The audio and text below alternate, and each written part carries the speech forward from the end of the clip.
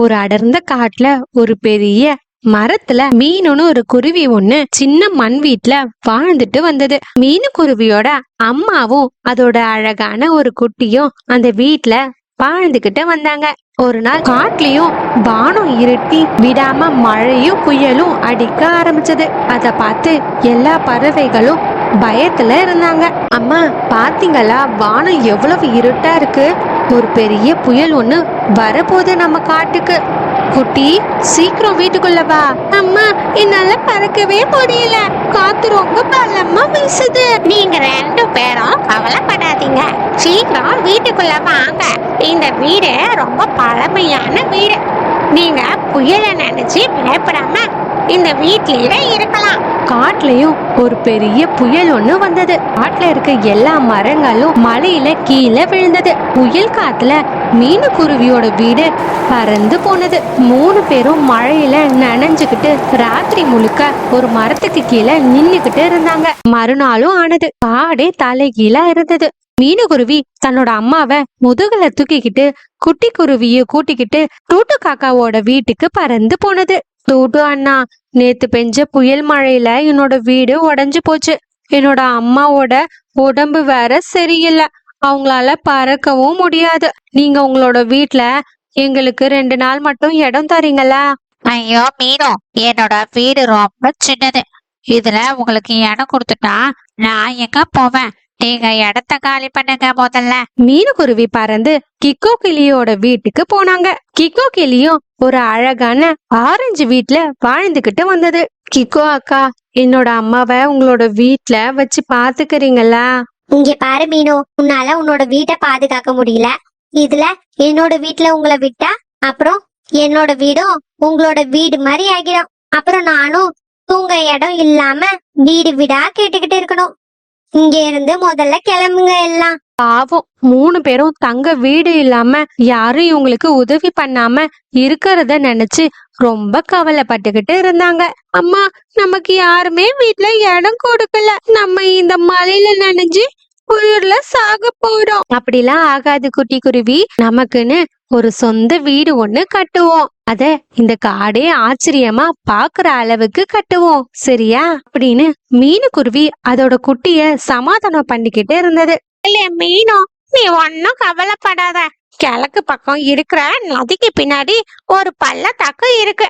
அங்க போய் பார்க்கலாம். நமக்குன்னு அங்க தங்க இடம் கிடைக்கலாம். 3 பேரும் அந்த பள்ளத்தாக்குக்கு பறந்து போனாங்க. அங்க எல்லாம் தலைகீழ இருந்தது. வானம் தெளிவா இருந்தது. நல்ல சூரிய ஒளி மரங்கள் மேல விழுந்தது. நல்ல காற்றோட்டமா இருந்தது. அங்க இருக்க மரங்கள்ல வீடு கட்ட நிறைய இடமும் இருந்தது. அங்க கீழே இருக்க நதியில நிறைய தாமரை இலைகள் இருந்தது. மீனு குருவியும் அந்த பிரகாசமான மந்திர தாமரை இலைய பார்த்த உடனே அதை எடுக்க பார்த்தது. இப்ப காடு முழுக்க கேக்குற மாதிரி சத்தம் கேட்டது. அந்த மந்திர தாமரை இலையும் பேச ஆரம்பிச்சது. என்ன தொடணும்னா சுயநலமற்ற மத்தவங்களுக்காக கண்ணீர் சிந்துற ஒரு நல்ல மனசு இருக்கிறவங்களால மட்டும்தான் என்ன தொட முடியும். எனக்கு எதுவும் வேணாம். என்னோட அம்மாக்கு வயசாகிடுச்சு. என்னோட குட்டிக்கு குளிர் தாங்க முடியல. எங்களுக்கு தங்க ஒரு வீடு இல்லாம ரொம்ப கஷ்டப்படுறோம். உங்களால இதுக்கு தீர்வு தர முடியுமா? என்னால உன்னோட பிரச்சனைய தீர்க்க முடியும். எவ்வளவு கஷ்டப்படுத்தினாலும் நீ அவங்க மேல கோவப்படாம இருந்ததையும் நான் பார்த்தேன். நீ நினைக்கிற மாதிரி நான் சாதாரண இலைகள் இல்ல. எனக்கு எல்லாமே தெரியும். நான் ஒரு மந்திர இலைகள். சரிப்பா, நீ எங்களை பறிச்சுக்கோ. எங்களை வச்சு நீ ஒரு வீடு ஒண்ணு கட்டிக்கோ. உன்னோட நல்ல மனசு இருக்கிற வரைக்கும் தான் நான் உனக்கு உதவி பண்ண முடியும். ஒருவேளை நீ சுயநலமா மாறிட்டா எல்லாமே உன் கையை விட்டு போயிடும். நீ இத நல்லா மனசுல ஞாபகம் வச்சுக்கோ.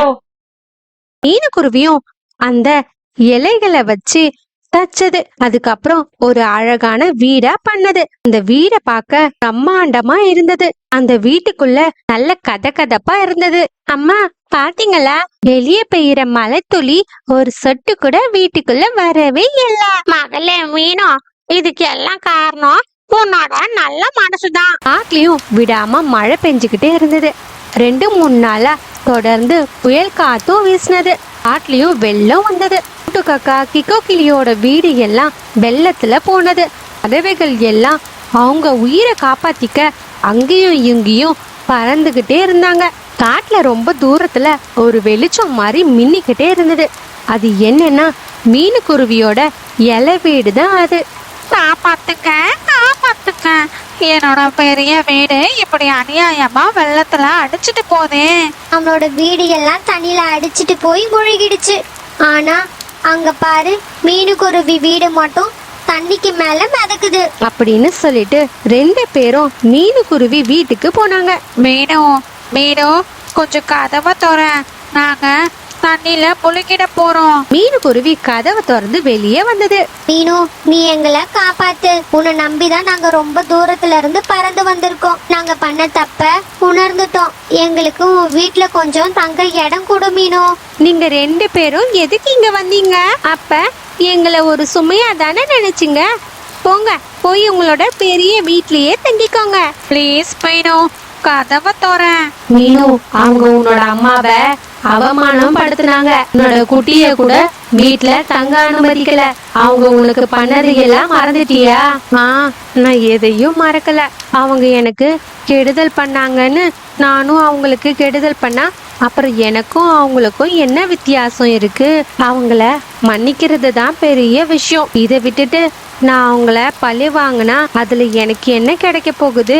ஒரு அல்பமான சந்தோஷம் கிடைக்கும். ஆனா அவங்கள மன்னிச்சா எனக்கு ஒரு பெரிய மன திருப்தி கிடைக்கும். மீனுக்குருவியும் கதவை திறந்தது.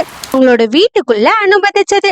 குட்டு காக்கா கிக்கோ கிளி காட்டுல இருக்க மத்த பறவைங்க எல்லாம் மீனுக்குருவி வீட்டுல இருந்தாங்க. வீட்டுக்குள்ள நல்ல கதகதப்பாவும் பாதுகாப்பாவும் இருந்தது. இதனால எல்லாரும் சந்தோஷமா இருந்தாங்க. அத பார்த்து மீனுக்குருவியும் சந்தோஷப்பட்டது. அந்த மந்திர இலையும் பேசினது. மீனு, உன்னோட நல்ல மனச நான் பாராட்டுறேன். குட்டு காக்கா கிக்கோ கிளி, உங்களை நான் இந்த வீட்டுக்கு வரவேற்கிறேன். நீங்க பண்ண தப்புக்கு மீனுக்குருவி கிட்ட மன்னிப்பு கேளுங்க. மீனு, நான் ரொம்ப உன்னை கஷ்டப்படுத்திட்டேன். உன்கிட்ட மனசாட்சி இல்லாம நடந்துட்டேன். என்ன மன்னிச்சிடு. என்னையும் மன்னிச்சிடு மீனு. நீ மட்டும் கதவை திறக்கல, நாங்க அந்த மலையில மாட்டி எங்களோட உயிரை விட்டிருப்போம். மீனுக்குருவியும் எல்லா பறவைகளுக்கும் சுட சுட உணவு எல்லாம் கொடுத்தது. மந்திர வீட்ல மீனுக்குருவியோட குடும்பம் மட்டும் இல்லாம அந்த காட்டுல இருக்க எல்லா பறவைகளும் நல்லா நிம்மதியா தூங்குனாங்க. Please subscribe.